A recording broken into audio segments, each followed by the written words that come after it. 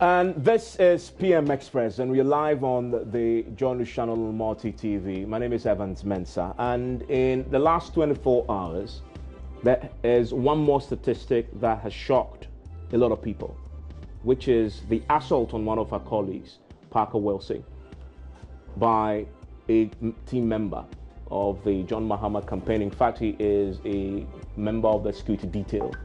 He was assaulted because he was simply doing his job. The tragedy is he is one of many other journalists who've been assaulted. In fact, this year alone, we count 11 such cases in this year alone. When we've been talking about this for ages, myself, I've been a victim of brutality doing my job as a young journalist in 2005. It hasn't stopped. There have been a lot of brutality cases. In fact, if you go through the statistics, you will see that, and the Media Foundation for West Africa says, it is in fact on the rise. It isn't getting better. There's a lot of lip service paid to this particular problem from across the board. Journalists themselves, the association, civil society, police, politicians, parliamentarians, but nothing really gets done because it keeps happening. Tonight, why has it prevailed? And how do we pull back? How do we tackle this impunity? I have a crack team of individuals who understand what we are talking about. Some of them have been at the forefront of fighting this for decades. We're going to be delving into this on the back of this incident and hoping that maybe this time we'll say never again. Stay with us here on PMX. When we return from this break, I'll be introducing my guest.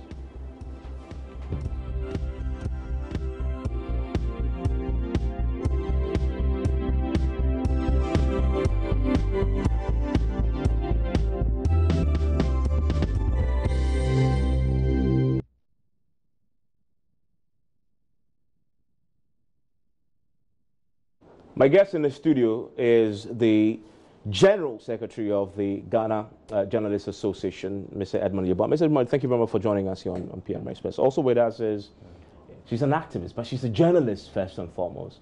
She's a columnist with the BNFT, and she connects with us in the studio. Hello, Esther.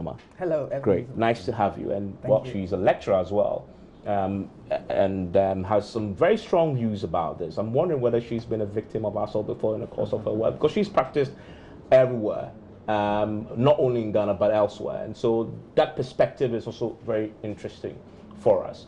But we also have with us Ken Ashigbey. Currently, he is the CEO of the Ghana Telecoms Chamber. That's not why he is here. He's here because of his track record in campaigning for press freedom. He used to be the general manager of Joy FM. Many people forget that, because I was going to say he used to be the MD of Graphic. Then I remembered before he was Graphic, he was Joy FM. Before he even was Graphic, he was also multimedia general manager as well. So he's been there, he's done that. He's had a lot of us under his wings. And when I was assaulted, he was my boss. And I know what he did. He fought tooth and nail just to make sure the people who were behind this were brought to book. And that is why he is here. Mr. Ashigbey, thank you very much for joining us. That is the Ghana Chamber of Telecommunications. Yes, Ghana Chamber of Telecommunications. Yeah. That's the organization he represented. So let me start with you, Esther. When I heard the story last night, I said to myself, well, here we go again. And the story sounds very familiar. Identify the person, and we'll deal with the person. 24 hours on, we have no clue if the individual has been identified. Meanwhile, the person was in uniform, was part of the security detail for the former president. Right. Parker tells us that he was asked to, when the former president apologized to him personally, asked him to look around and see if he can spot the guy, point him out, and he would deal with the person. He says, unfortunately, he looked through the auditorium, the guy wasn't there then. So this sounds familiar to Lateef Idris. Identify the guy, and we'll deal with the person. Still, we haven't identified him. Right. What is really fundamentally wrong with this system that encourages assault, abuse of journalists simply doing their jobs? It's our failure. As journalists? Our failure as an industry. Okay. It is the failure of the leadership of this industry, and it's the failure of the media houses specifically. So let me just explain that really quickly. We treat each assault on an individual journalist as an individual case, as opposed to engaging it as an entire industry. The notion that the assault on the individual is the assault on the industry and the institution, and must be approached and treated that way by the entire institution, by the leadership, and by the practicing journalists. It's also a matter of respect, and that is this notion of identify who it was as if you were the only witness. He was not there alone. There were others around who would have witnessed what had happened. What if we took a different approach as an industry? What if we said, once the assault has happened, it happened by a member of the NDC detail, and an entire industry took action against reporting anything to do with the NDC until they reprimanded, apprehended, reprimanded, and took specific action against that individual. We do not take our work seriously enough, and that enables those who imagine themselves to be privileged to hide behind other authorities, to assault us with impunity. If we want to say never again, that requires that we take different action by the GJA, different action by the media houses, and it requires us having difficult discussions about what does it mean when you have media houses owned by the, in this case, politicians who come with any particular party, and workers are being assaulted. But the bottom line, if we want it to stop as an industry, we must stop it. I don't think our action communicates how seriously we take it. It doesn't. Can you agree with this? Completely and totally. The failing is ours. The failing is the fact that we've not learned from the police anywhere else in the world. Touch any policeman, the whole force of the police would come on you. We've not learned from the fact that even in Ghana here, the police people who were assaulted, buried under concrete, within a few hours they found them out. But when it comes to us, we treat it like, look at today, how many media houses reported this?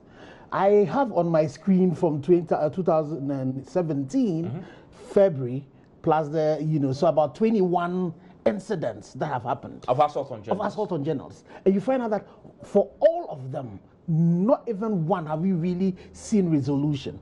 I remember on the case of Latif, when the GJA, and I think for that particular one, we need to give GJA credit, called a press conference and told the police that we were not going to report the police till you resolve this thing. A few days afterwards, I know there was an event where the West African Media Foundation were supposed, we went there, whilst the GJA had called us. I remember when I was managing director of Graphic, one of my staff was assaulted by Asamajan and his brother in Kumasi, and I ordered as publisher that we were not going to cover them.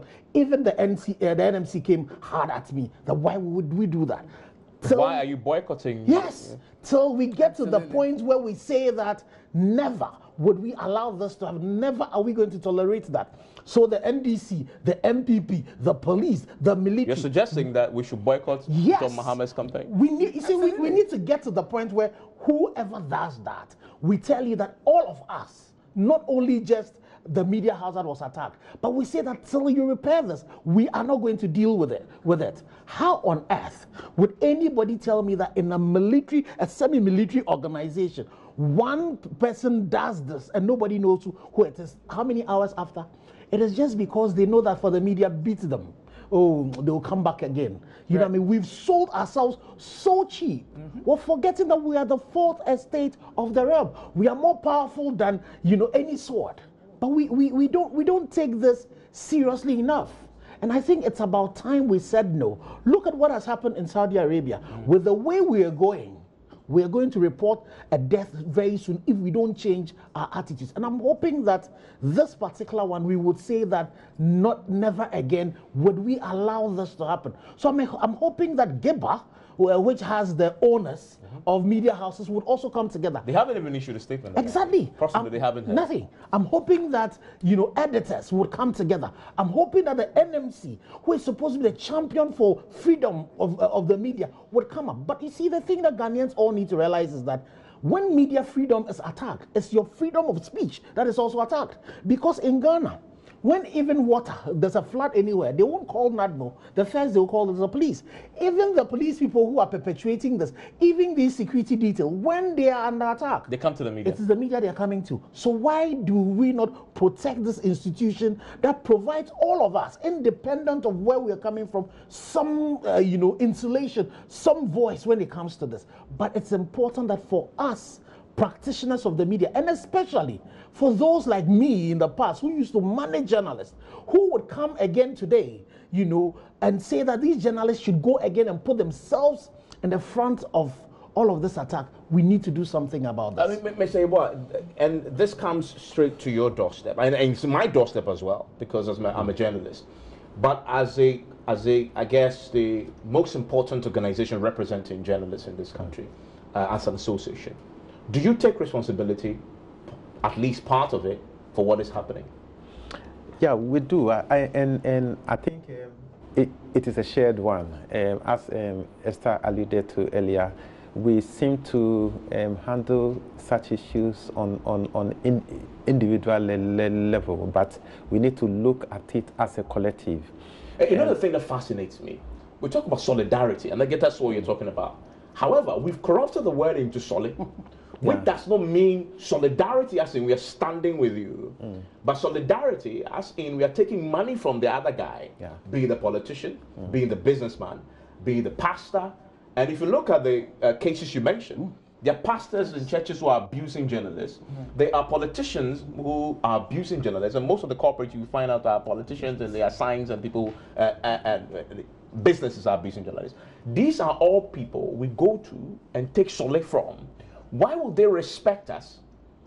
I come to GJ, I must be honest. GJA, sometimes, even at events at GJA, you give solid.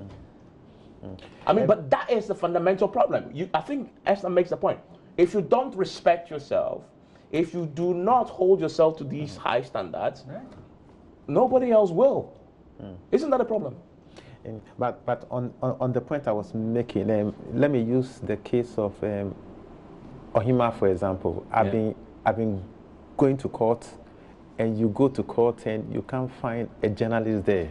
But Hajia comes to court with a retinue of supporters behind her, just to give her solidarity. But for us, she's almost always alone, except for Mr. A.C. Ohini, who accompany her. That is his editor here. So it's the point we are all making here, that we need to see such attacks as attack on the industry and not just on a but single. do you rally single though? Because you represent all of us. Are you rallying us? Today I saw you specifically, you condemned it.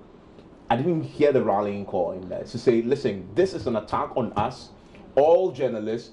Let's take A, B, C, D steps today. Everybody, you know what I mean? That's the kind of call that rallies, that galvanizes. We refuse to campaign on behalf of our own safety. We refuse to. By refuse, I mean the mere fact that once this goes down, where is what I call the call to action, the call to engage, the call to stand up and stay standing until this is resolved? Where is the call for resolution? The condemnation has never been enough. We are an industry that is about communication. Our literal tool is language, and we consistently abandon it in support of our own safety. We have the 2 women who were attacked in Men's Gold, one of whom is pregnant. Yeah. And the absolute silence by the industry on behalf of those women is a complete disgrace. And that's how we should think about it. So we can't say things like never again, because really it's never again until the next time. And the next time is guaranteed until we make a different choice. I'm saying, and this is why it matters, and this is why the failure is ours, because the truth is, how many of us are willing to simply say, no, I'm not going, I won't report it. We will not report it until there's change. Because of course, when you're isolated, you're vulnerable. But you cannot stand against an entire institution, an entire industry. You can always stand against an individual. And that's the challenge. We consistently make ourselves vulnerable. And I say this to you, sir, with all due respect. I think the GJA is lacking and missing. I think that having the approach of we issued a statement of condemnation is simply an unacceptable demonstration of leadership in this moment. We cannot be 11 cases in 10 months. That's a case a month.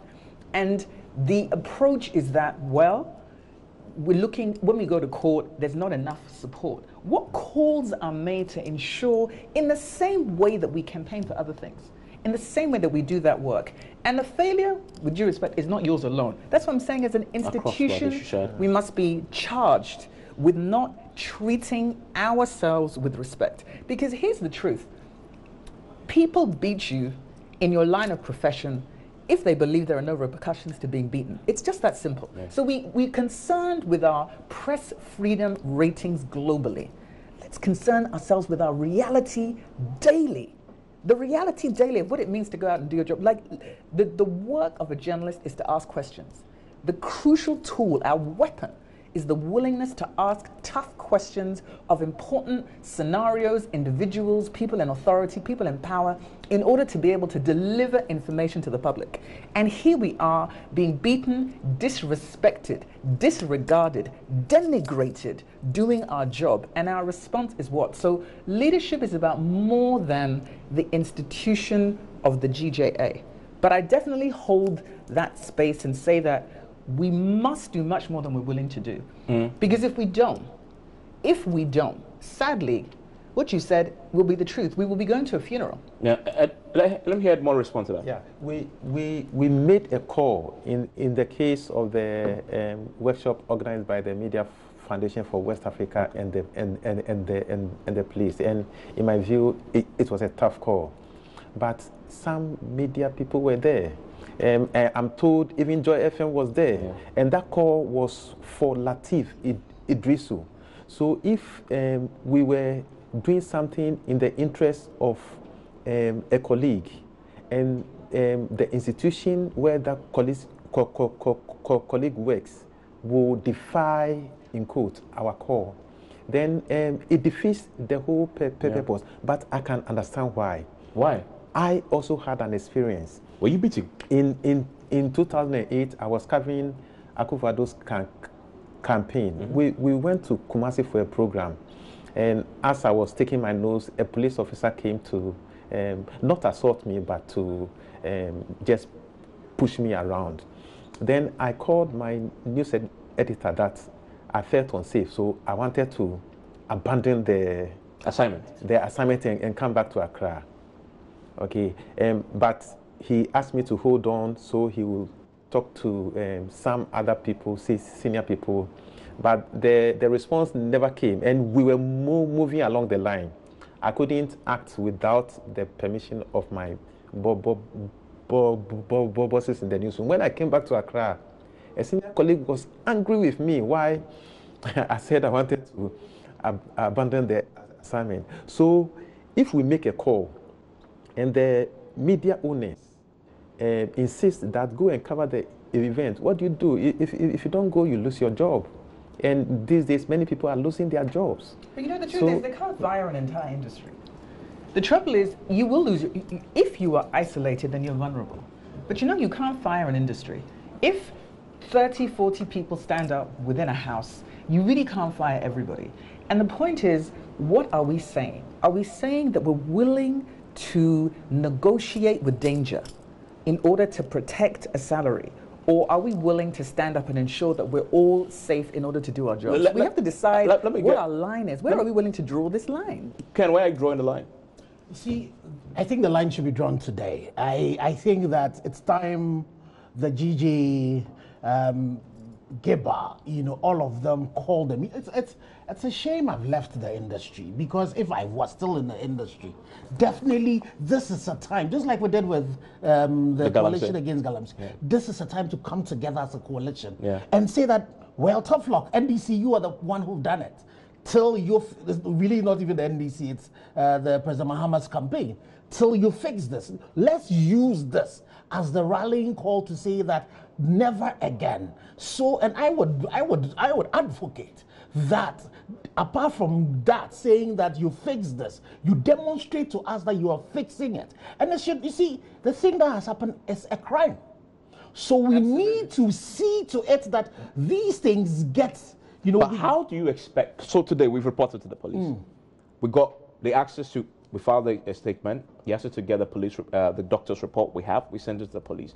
How do you expect the police to prosecute this matter logically when the police itself is failing to prosecute their own members who had assaulted one of our own? So that's for me the biggest pain, and for me to have heard Kofi say that multimedia also was at that event when the GJ called the bluff and said to the IGP that till you fix this, we're not covering you again.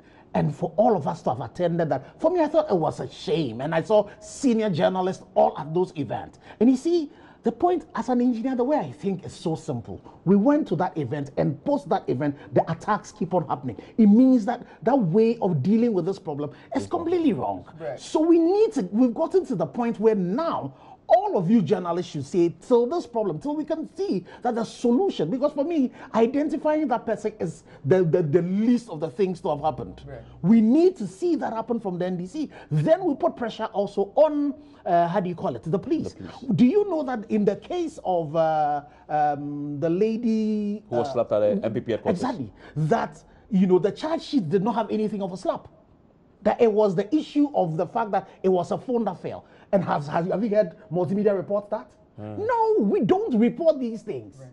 We just don't protect ourselves enough. Yeah. So it's about time we need to stop talking. Even if we're going to talk, we should talk to be able to resolve this problem. Yeah. I would advocate to all the media that maybe you take a day in a week and say that on that particular day, every media house in Ghana, we're going to focus, if it's 30 minutes, 15 minutes, 5 minutes, we are going to focus on naming and shaming and also honoring victims that have been hurt till they resolve it. So if you don't resolve your issue, IGP, your name unfortunately would be there. If you don't resolve it, NDC, your name would be there. If you don't resolve it, the church that beat up a journalist will be there. If you don't resolve it, suspects who are in court where journalists go and they are beating to resolve it. Have you seen what the lawyers do? They celebrate what? They celebrate the Martyrs' Day. Yeah. How many martyrs haven't we also? Well, we may not have. I guess you made the point. Maybe we're waiting for somebody to actually die. But it shouldn't happen like that. Right. When we return from the break, the Media Foundation for West Africa did some work on this, researching into why journalists get assaulted in Ghana. And they found some fascinating results, including the fact that some of the journalists who are themselves assaulted secretly take compensation from the attackers. And they show no interest in the advocacy. So you are fighting on their behalf. They've already taken money and you're quiet. They don't want to pursue this further.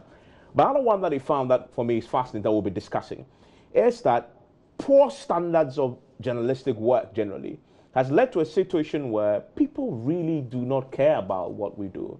And so when we are assaulted, they say, yeah, they deserve it. This is the kind of guy who published a story that got me into trouble or maligned me, and they found that is one of the issues. And so we don't have the public support as we claim we do. The public we're supposed to be serving, they're not on our side because they don't trust in the quality of the work that we do. We'll be discussing that. But then also, there is a very important index that the world over, it affects the way a country is perceived by investors, etc., which is the World Press Freedom Index. If you look at the World Press Freedom Index, it tells a very sweet story of how Ghana is performing so well on the world stage when it comes to its index. And so people around the world point to us and say, our media scene is vibrant, it's independent, it's free. We'll be illustrating that for you and looking at the dichotomy. Maybe if there's international pressure on us to fix this, our politicians will act. Stay with us.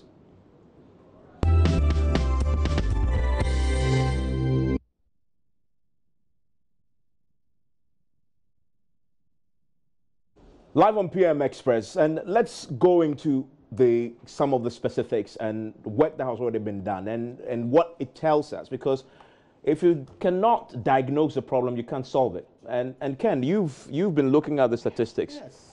Look, I'm looking at who are the major offenders? The political parties. So if you put all of that together, their appendages, they themselves, but it's like leadership, the leadership of the political party. So they are like the data I have put together, 33% are political parties.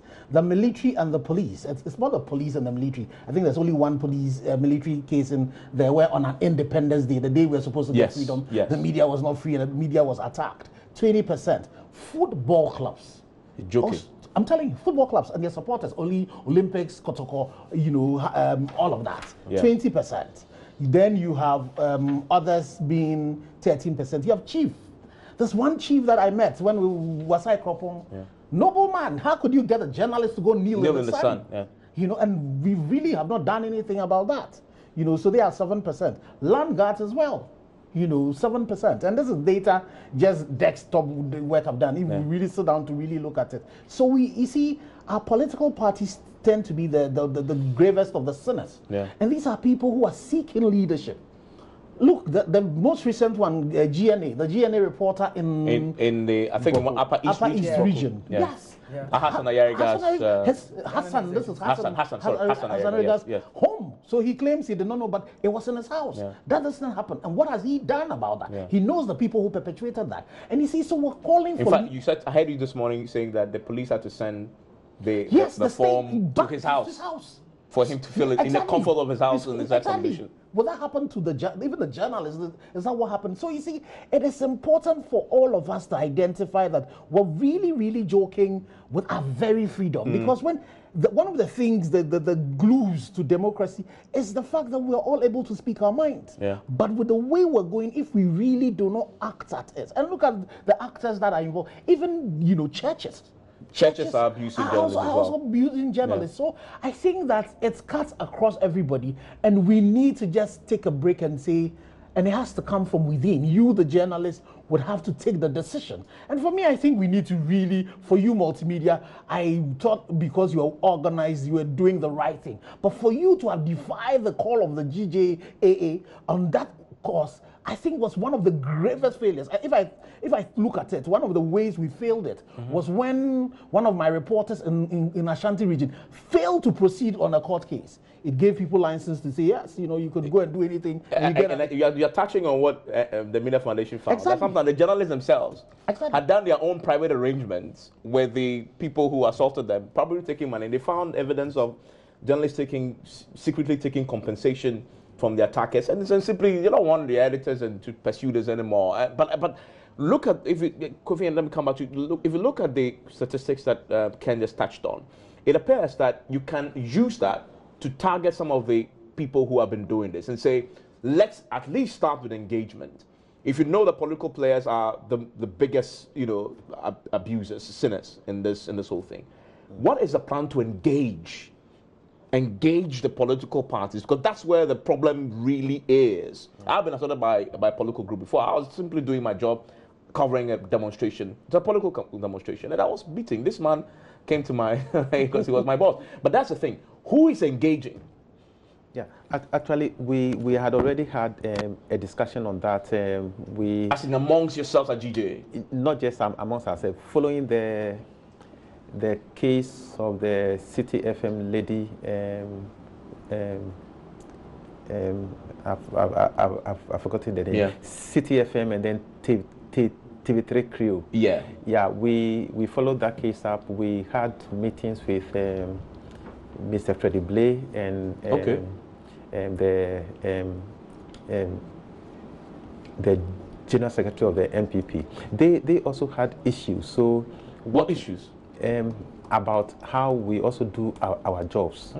Okay. So what we had planned to do was to try to have a common platform that we can sit and talk frankly about the way we do our jobs. I think from where I sit, I think that there's a lack of appreciation of our respective roles. What the security officers are doing, what we are also doing. They don't understand us. They don't understand. Is that they don't appreciate the role of the press? We don't seem to understand each other. Okay. Sometimes that is what they are saying, that we don't seem to appreciate issues about security. And sometimes we also think that they don't also seem to appreciate our role.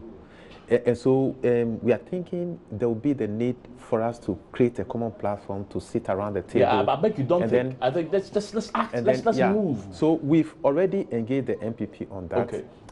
What we haven't done thereafter is to engage the other it has to be a systematic thing. Stakeholders. Yeah. And we are thinking Do we have to do it with MPP alone, do it with NDC alone, or put everybody do we together? Bring everybody to a table to have a discussion? That is why we're here having this conversation. Esther and Ken, I'll pick your thoughts on how do we going forward fix this, and this is a good start, but how do we make that work? But one of the things that politicians are afraid of the most, especially in the country where we borrow a lot, and what others think about us is so important because it can affect investment, etc. People go and look at your well-pressed freedom performance on that index. They look at that, international community. They look at that and see if they come here to work, will they have the freedom? It's a good indicator of your general democratic space and freedom for people to work. Now, the thing though,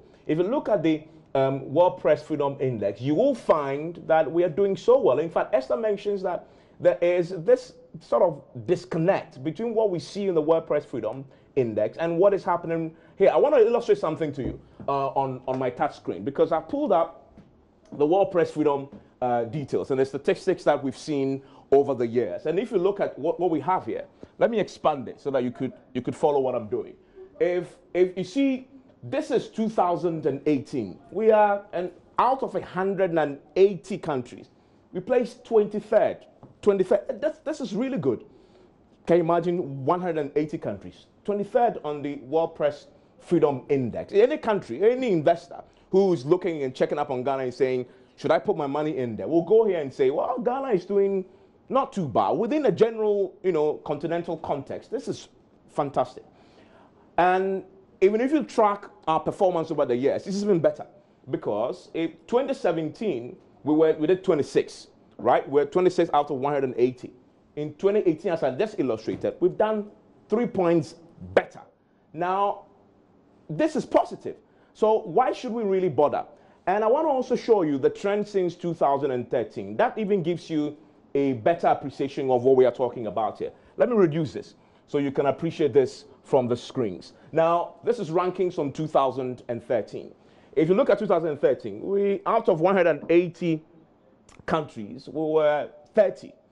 And we did better the year after that, 2014, 2017. And in fact, if you look at the statistics, these were times when there were a lot of brutalities on journalists, by the way. But yet, on the World Press Freedom Index, you're doing fantastic. From 30 to 27 in the rankings. Now, if you come to 2015, that's our best performance yet. 22 out of 180 countries. Really good. It was just in 2016 and 17 that we stagnated. In fact, we dropped. We dropped. And if you read the Media Foundation for West Africa report, they had predicted in 2015, when all the assaults were happening, that we'll be dropping in the World Press Freedom Index. In fact, our rating dropped from free to partly free, which is significant in terms of how people perceive us globally. And so in 2016, true to the prediction, we dropped. 2017, last year, under this current administration, we stayed at 26 on the world ranking as far as the World Press Freedom Index is concerned. And 2017 was a brutal year for journalists. In fact, if you read the Media Foundation for West Africa, they had cataloged some, I think 17 or so cases of assault from January last year to April or so this year. That's a terrible period. But in 2018, the year is almost ending, as I indicated. We are doing really great. Now, so that is a disconnect. For any policymaker who must take action, they look at this and say, well, the international community is not going to worry us. Why should we really bother? Esther, you make that point. I need to ask you what you make of this disconnect. Why do we see this fantastic performance on the World Press Freedom Index? And nobody should underestimate its importance in terms of how we perceive outside. Right. And yet, locally, we're having this conversation. Because the appearance of freedom to the outside world matters more than the reality of danger for us on the inside. We are more concerned by how we appear to the outside world. And really by the outside world, we're talking about the international community. And by the international community, we're talking about white people, if we're just really, really honest. And those ratings are dangerous for the reality on the ground, because there's a complete disconnect to what we're going through. You spoke about people who've been attacked having and doing deals and taking money. Part of part of what that should create a conversation about is, what is the compensation structure for if you are under attack? What are the safety rules in terms of policy for media owners? From the media owners. From the media owners, like, what is the policy? If something happens, what is the compensation package? Who is going to take care of your hospital bills? We know being healthy and going to hospital in this country is incredibly expensive. So whilst people condemn those who are attacked for taking money, we have to then think about the practical reality of people having families and realities and bills to pay, and who is ensuring that they're healthy? Who is ensuring that those mounting bills are being paid? So that is the reality on the ground. Meanwhile, we're looking at this index, this freedom rating, and saying Ghana looks good in terms of freedom. Ghana looks good in terms of investment. Think about what that means, because if we say that freedom of speech matters, to whom does it matter? Because journalists practicing their right to do their job, which is about the freedom of speech, are under virtually monthly attack. And if nothing is happening, what does that mean? It means that words only matter to the outside world. But the practice and the reality for those on the inside dealing with the everyday reality and the dangers, that doesn't matter. And that is a major issue. And Kofi, this year, the UNESCO chose Ghana as the I guess the venue, the country to celebrate World Press Freedom Day, correct? I don't know if you were there, but there were glowing things said about our media landscape, that we were free, and just illustrated it there. And you watch that and you're celebrating us. So why should the politician, all those guys assaulting us, care? Because you're doing well. I mean, they'll say these are isolated cases. What, 11 in a year? 11 months? Or 10 months? 11 cases in 10 months. Yeah, in 10 months. Yeah, that's 1 a month. Yeah, that's okay. It's isolated. That's the argument. Because it's not showing anywhere. We are being celebrated the world over. UNICEF is celebrating. They're applauding us. I think we need to appreciate how the rankings are done. They are statistics for the previous year. So our ranking this year was based on statistics from last year for 2017. So what it means is that whatever is happening now this year will reflect on our ranking for 2019. And it is quite interesting that even a few hours or a day after the close of the World Press Freedom Day, then the Hajia Fatih thing happened.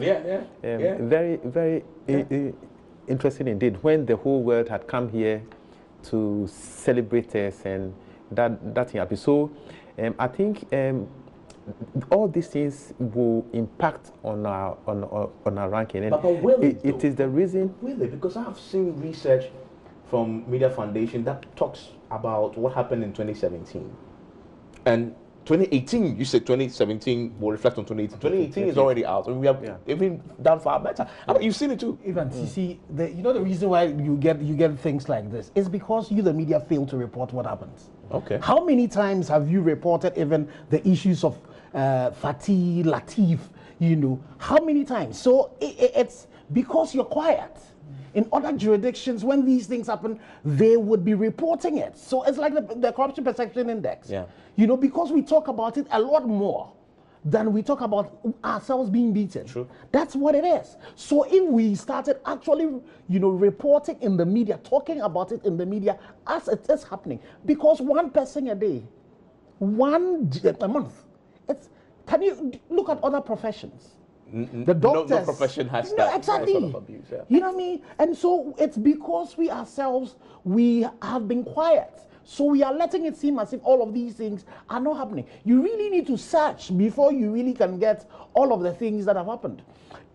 Doing a case research, even the men's gold, assault, you won't find it in works that we have done. So it's important for us, apart from taking action, like we're all calling that, we all need to. And we'll try to define the action. Yes. What should the action look like? But let's report these things on a consistent basis, even for multimedia. What's sitting on your platform? You look at Latif, you get into you raise it for a few days, then you leave it, you forget it completely. you know, then there's the issue of the lady who was beating up. So we need to be consistent at it. So that when the research is being done, it would reflect what actually the situation is, so that people would begin to start responding to it, and the measure would be appropriate to what actually is happening. Because really, yes, we are able to talk. You say what we all talk, but people are suffering from doing their jobs. And I, working at Graphic, before I got to Graphic, one of my reporters lost his sense of smell. Wow. Because he was beaten up by police people in Ho.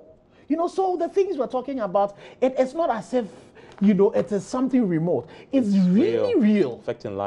Affecting lives, destroying lives. So we really need to take action about it. And the reason why you're getting all of this is because we are not reporting it. Can I just add very briefly Please. as well?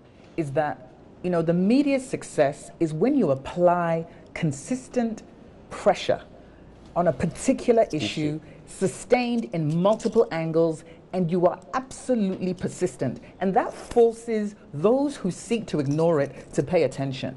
Now, that is the foundation of how the profession works. And yet, when it comes to when we are being assaulted, we literally abandon the journalistic formula in order to get results. So when we say the military doesn't understand or appreciate us, the police don't understand or appreciate us, the public do not understand or appreciate us, my first question is, do we, as the media, understand and appreciate what it is we do? Because what the public and the politicians in particular understand, give it a few days and we'll all take our eye off that particular ball. They'll just say, wait them out.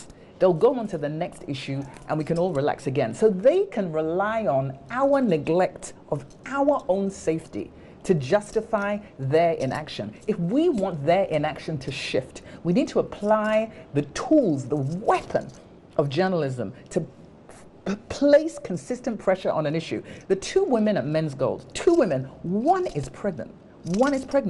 Consistent daily pressure. What have you done? Who's making the call to the police? What is the name of the person? What is the next stage? Who's going to court? What is the schedule? I remember I've worked as a journalist in different places. Yep. I remember being threatened. I was an investigative journalist in London. I was an investigative journalist, and I was working on a murder case. And I had been threatened by the family of those who were going to trial. It was a major trial. I was threatened. I was actually not attacked. I came back to the office, I was fine. The entire place, down tools. They just said, no, we're not working. She's not safe, so no one's working. She's not safe, so no one is working until they felt that the executives had taken the correct action to make sure that I was safe. You mean when you say executives? Yeah, so media owners? No, not management. Not even. It didn't even need to get that far. So management. So I'm talking about I was an assistant producer, so the team that I was working with, and then the management. So the management said she's fine, just let her go the next day. We were doing undercover reporting, and then your colleagues at that level said no, we're not. Until the management fixed the problem. But within 2 days, it was taken care of. The reason it happened in 2 days was people simply said, we're simply not going to do any work. So your point about individual vulnerability matters. Let's not pretend you're not vulnerable. You are vulnerable if you take a stand alone. But you know what? A media owner cannot fire an entire house. And multimedia is no less guilty than anybody else. Yeah. If we're going to say we're going to stand, we have to stand. Because otherwise, what does our critique mean? Really, what does it mean? We talk about the importance of a profession that we as the profession don't take seriously in terms of our safety. Because if you're not safe to do your work, your work will fail in terms of the quality of what you're able to contribute. Because you'll be scared to ask questions. True. It's in the asking of questions that the assaults have happened. That's true. And Edmond, let me read you something that Media Foundation found. It says, one of the reasons why we've been assaulted. It says, poor standards. Support from the general public is crucial for combating crimes against journalists. Unfortunately, there appears to be dwindling public support for journalists due to complaints of poor standards, partisanship among journalists, corruption, among others. What's your reaction to this? I think it is a fair observation, especially the issue about partisanship. Sometimes when such issues happen, and for example, what happened yesterday, because it involved the former president who is NDC, you may not find pro-NDC media houses supporting any action. If it were about assault taking place in the MPP headquarters, you will not find pro-MPP media houses also supporting us. But we need to see ourselves as one family, one group, because today it may be you, tomorrow it may be another person. And unless we are able to address that issue for us all to see our job as an industry and not a political party, we may not be able to address this issue because when it concerns you, I don't care. When it concerns me, you may also not care. And Ken, what about the standards question? The question about standards, and they link it to lack of support, really, because people, the standards are so poor. Normally, when we're having these conversations, and so it might be one of the reasons, and it's fair. The question I asked myself is that the standard of leadership in Africa has fallen. Have we beaten up all our political leaders? Maybe we should. You say the standard of education has fallen. Are we beating up the teachers? Yeah. Yes. It can't be an excuse. Yeah, it cannot be an excuse. But we definitely, as media people, we need to work at the issues of standards. What we are a victim of the proliferation of media houses. So our education, apprenticeship have not kept pace with the proliferation of what has happened. So yes, we need to work at that. It's something that we really need to work at. But let me give you a typical example. Show me the poor standards with regard to Latif. Show me the poor standard with regard with Fatih. Show me the poor standard. So yes, there's a problem with the issue of standard. But it's just like the fact that when some men want to give excuses for rape, they would say it's because of the way people are dressed. But you go to places where they wear the hijab completely, there's still rape happening in there. So when we're having this conversation, as much as we want to look and let's improve our standards, let's make sure we're not corrupt, let's make sure that we're doing the right thing. The tendency for people to harp on that and use that as justifying the reasons why other things are happening. Yes, but we definitely need to improve on our standards. For me, it's the reason why we all as journalists also, and I'll come back to managers of journalists, we should be seen to be paying our people right. But you see, even as I make that argument, I go back to it and say, I know people in graphic have been beaten. Graphic are one of the well-paid journalists. People in multimedia have been beaten. Multimedia are one of the well-paid journalists. So you see, as we bring all these reasons, yes, there are reasons that we need to fix. But you see, people have just taken it upon themselves that they will do these things because they know that when they do it, they'll get away with it. They'll get away with it. And just a very, very quick point, because the crucial element of everything that you just said is that series of assumptions that people are partisan, there's corruption. See, the public treat the media as an industry, but we treat ourselves as individuals. So when they make an assessment, they make an assessment about the industry. They don't pick out Latif, this one, this one, this one. They treat the industry as one. When it's poor, we're all poor.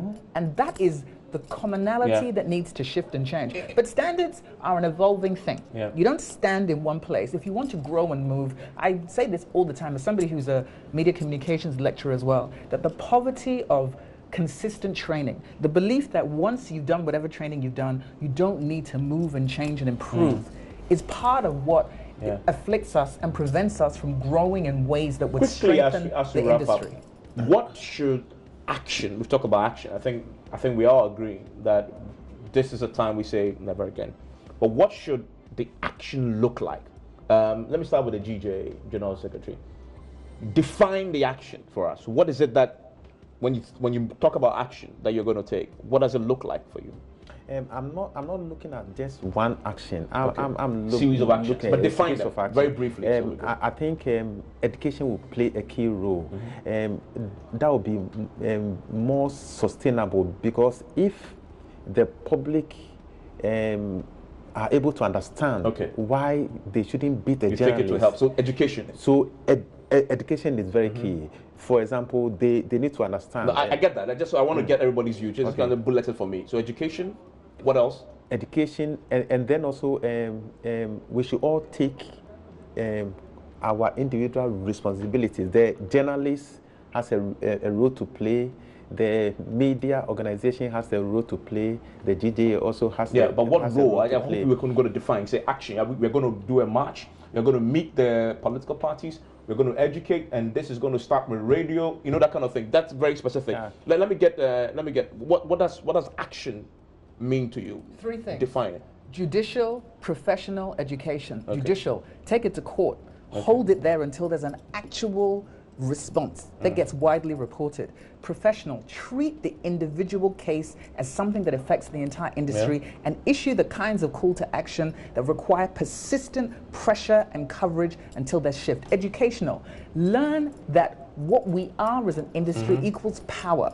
Use the power wisely, and where the powers that be disrespect your power, remove it from them until they respect it. And when we are willing to take that kind of action, we won't need to say never again. They will know that. Can you just have 10 seconds? No, so I think basically I agree with all. that? I agree, but all I'm just saying is that for this particular one, all of us, let's act together and say that till we get resolution of this, we're not reporting those people. Let's dedicate periods of media to you know, focusing on these issues, all the issues that have happened, and then we need media owners to be responsible. We need the NMC to stand up. Let's get together with this engagement of everybody else, and let's make sure that this particular thing we're pushing till it is done.